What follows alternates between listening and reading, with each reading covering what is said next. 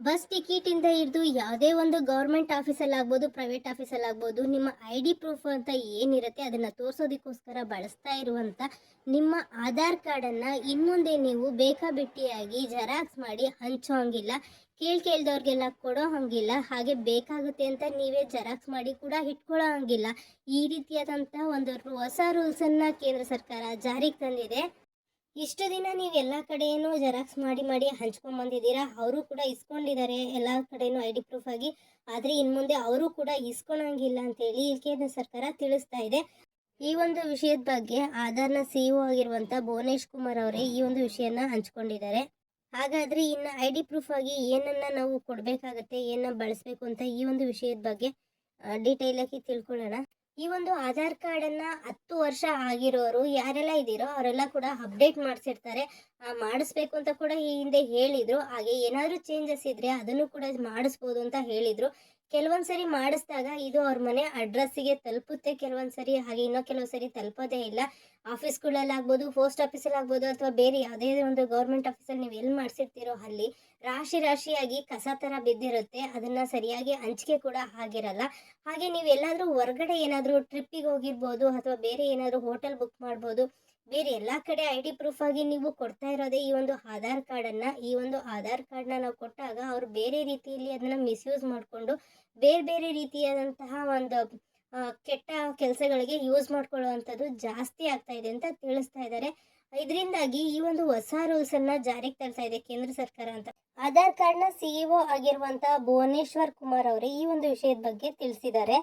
ಇನ್ನು ಕೆಲವು ಕಡೆಗಳಲ್ಲಿ ನೀವು ಯಾವುದೇ ರೀತಿಯ ಆಧಾರ್ ಕಾರ್ಡನ್ನು ಕೊಟ್ಟಿರಲ್ಲ, ಮಿಸ್ಯೂಸ್ ಮಾಡ್ಕೊಂಡಿರಲ್ಲ ಅಂತ ಅಂದರೂ ಕೂಡ ನೀವು ಬೇರೆ ಕಡೆ ಎಲ್ಲಾದರೂ ಹಂಚಿರ್ತೀರ, ಆನ್ಲೈನಲ್ಲಿ ಆಗ್ಬೋದು ಅಥವಾ ಆಫ್ಲೈನಲ್ಲಿ ಆಗ್ಬೋದು, ನಿಮ್ಮ ಪ್ರೂಫಿಗೆ ಅಂತ ಕೊಟ್ಟಿರ್ತೀರಲ್ಲ, ಈ ಒಂದು ಆಧಾರ್ ಕಾರ್ಡನ್ನು ಯಾರೆಲ್ಲ ಸ್ಕ್ಯಾಮ್ ಮಾಡ್ತಾರೋ ಅಂಥವರು ಕೂಡ ಬಳಸ್ಕೊಂಡು ನಿಮ್ಮದು Aadhaar card I D proof ಇದೆ ಅಲ್ವಾ, ನೀವು ಈ ರೀತಿ ಒಂದು ಏನೋ ಒಂದು ಬುಕ್ ಮಾಡಿದ್ದೀರಾ, ನೀವು ಇಷ್ಟು ದುಡ್ಡು ಕೊಡಬೇಕು, ಇಲ್ಲಾಂದರೆ ಹಾಗೆ ಮಾಡ್ತೀವಿ ಈಗ ಮಾಡ್ತೀವಿ ಅಂತ ಎಲ್ಲ ಎದುರಿಸಿ ದುಡ್ಡು ಕಿತ್ಕೊಳ್ಳುವಂಥ ಒಂದು ಚಾನ್ಸಸ್ ಕೂಡ ಜಾಸ್ತಿ ಆಗ್ತಾ ಇದೆ ಅಂತ ಕೂಡ ತಿಳಿಸಿದ್ದಾರೆ.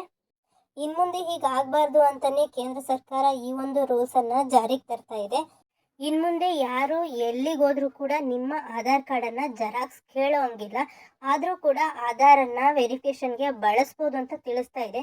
ಆದರೆ ಜೆರಾಕ್ಸೇ ಕೊಡೋಂಗಿಲ್ಲ ಅಂದರೆ ಹೆಂಗೆ ಬಳಸೋದು ಅಂತ ನೀವು ಅನ್ಕೋಬೋದು. ಇದಕ್ಕೆ ಅಂತಲೇ ಹೊಸ ಟೆಕ್ನಾಲಜಿಯನ್ನು ಕಂಡುಹಿಡ್ದಿದ್ದಾರಂತೆ, ಅದನ್ನು ಬಳಕೆಗೆ ತರ್ತೀವಿ ಅಂತ ಹೇಳ್ತಾ ಇದ್ದಾರೆ.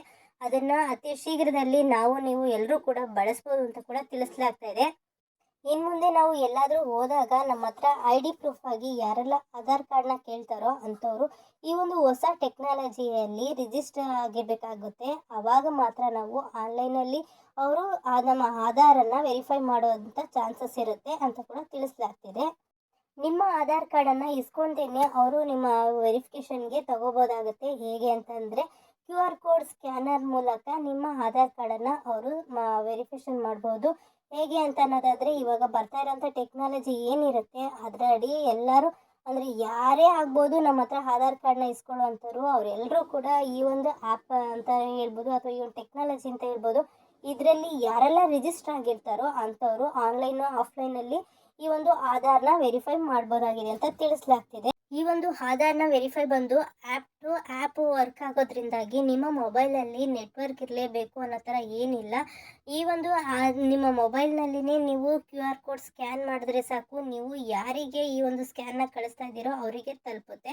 ಅದರಲ್ಲೂ ಕೂಡ ಫುಲ್ಲು ಡೀಟೇಲ್ ಇರಲ್ಲ, ನೀವು ಯಾರಿಗೆ ಕಳಿಸಿರ್ತೀರೋ ಅವ್ರ ಬಗ್ಗೆ ಮಾತ್ರನೇ ಅದು ಒಂದು ಸ್ಕ್ಯಾನರಲ್ಲಿ ಅವ್ರಿಗೆ ಗೊತ್ತಾಗುತ್ತೆ ಓಕೆ ಆಗಿದೆ ಅಂತ ಹೇಳಿ. ಈ ರೀತಿಯಾಗಿ ಸ್ಕ್ಯಾನ್ ಮಾಡಿ ನಿಮ್ಮ ಆಧಾರ್ ಕಾರ್ಡನ್ನು ಬೇರೆಯವ್ರಿಗೆ ಕಳಿಸೋದ್ರಿಂದ ಅದು ಅವ್ರಿಗೆ ತೋರಿಸ್ಬೇಕಾದ್ರೆ ಫುಲ್ಲು ಡೀಟೇಲ್ಸು ಯಾವುದನ್ನು ಕೂಡ ತೋರಿಸಲ್ಲ, ನಿಮ್ಮ ಸೀಕ್ರೆಟ್ ನಂಬರ್ ಕೂಡ ತೋರಿಸಲ್ಲ. ಅದು ಬರೀ ನಿಮ್ಮದು ವೆರಿಫೈ ಆಗಿದೆಯಾ, ಕರೆಕ್ಟ್ ಆಗಿದೆಯಾ ಇಲ್ವಂತ ಅಷ್ಟನ್ನೇ ಅವ್ರಿಗೆ ತೋರಿಸುತ್ತೆ. ಇದರಿಂದಾಗಿ ನಿಮ್ಮ ಇನ್ಫಾರ್ಮೇಷನ್ನು ಬೇರೆಯವ್ರಿಗೆ ಯಾರಿಗೂ ಕೂಡ ಸಿಗಲ್ಲ, ಇದರಿಂದ ಮಿಸ್ಯೂಸ್ ಕೂಡ ಮಾಡ್ಕೊಳ್ಳೋಕ್ಕಾಗಲ್ಲ ಅಂತ ಕೂಡ ತಿಳಿಸಲಾಗ್ತಿದೆ. ಇನ್ನೊಂದು ಏನಪ್ಪ ಅಂತಂದರೆ ಇದರಲ್ಲಿ ನಿಮ್ಮ ಮನೆಯಲ್ಲಿ ಏನಾದರೂ ಮಕ್ಳುಗಳಿರ್ಬೋದು ಅಥವಾ ವಯಸ್ಸಾದವ್ರು ಇರ್ಬೋದು, ಅವ್ರು ಏನಾದರೂ ಸ್ಮಾರ್ಟ್ಫೋನ್ ಬಳಸ್ತಾ ಇಲ್ಲ ಅಂತಂದರೆ ನಿಮ್ಮ ಮನೇಲಿ ಒಬ್ಬರ ಹತ್ರ ಒಂದು ಫೋನ್ ಇದ್ದರೆ ಸಾಕು, ಸ್ಮಾರ್ಟ್ಫೋನು. ಆ ಒಂದು ಫೋನಿಗೆ 5 ಜನದ ಆಧಾರನ್ನು ನಾವು ಸೇರಿಸ್ಕೊಳ್ಬೋದು, ಅಂದರೆ ಐ ಡಿ ಪ್ರೂಫ್ನ ಸ್ಕ್ಯಾನ್ ಮಾಡ್ಬೋದು ಬೇರೆಯವ್ರಿಗೆ ಅಂತ ಕೂಡ ತಿಳಿಸಲಾಗಿದೆ. ಈ ಒಂದು ಆ್ಯಪನ್ನು ಬೀಟಾ ಟೆಸ್ಟಿಂಗ್ಗೋಸ್ಕರವಾಗಿ ಪ್ಲೇಸ್ಟೋರ್ನಲ್ಲಿ ಲಾಂಚ್ ಮಾಡಲಾಗಿದೆ. ಮುಂದಿನ ದಿನಗಳಲ್ಲಿ ಎಲ್ಲರಿಗೂ ಸಿಗುವಂಥ ರೀತಿಯಲ್ಲಿ ಇದನ್ನು ಲಾರ್ಜ್ ಸ್ಕೇಲ್ನಲ್ಲಿ ಬಿಡುಗಡೆ ಮಾಡ್ತೀವಿ ಅಂತ ಹೇಳಿ ಸರ್ಕಾರ ತಿಳಿಸಿದೆ ಅಂತ ಕೂಡ ತಿಳಿಸಲಾಗ್ತಾ ಇದೆ. ಇತ್ತೀಚಿನ ಸರ್ವೆ ಪ್ರಕಾರವಾಗಿ ಈ ಒಂದು ಆಧಾರನ್ನು ಬಳಸ್ಕೊಂಡು ಸೈಬರ್ ಕ್ರೈಮ್ಗಳು ತುಂಬಾ ಬರ್ತಾ ಇತ್ತಂತೆ. ಅದಕ್ಕೋಸ್ಕರವಾಗಿ ಸರ್ಕಾರ ಈ ಒಂದು ಹೊಸ ರೂಲ್ಸನ್ನು ಜಾರಿಗೆ ತಂದಿದೆ. ಅಷ್ಟೇ ಅಲ್ಲ, ಜನರಿಗೆ ಈ ಒಂದು ಆಧಾರನ್ನು ಇನ್ನು ಈಸಿಯಾಗಿ ವೆರಿಫೈಗೆ ಬಳಸೋ ರೀತಿಯಲ್ಲಿ ಆಗಬೇಕು ಅನ್ನೋದೇ ಸರ್ಕಾರದ ಉದ್ದೇಶ ಕೂಡ ಆಗಿದೆ.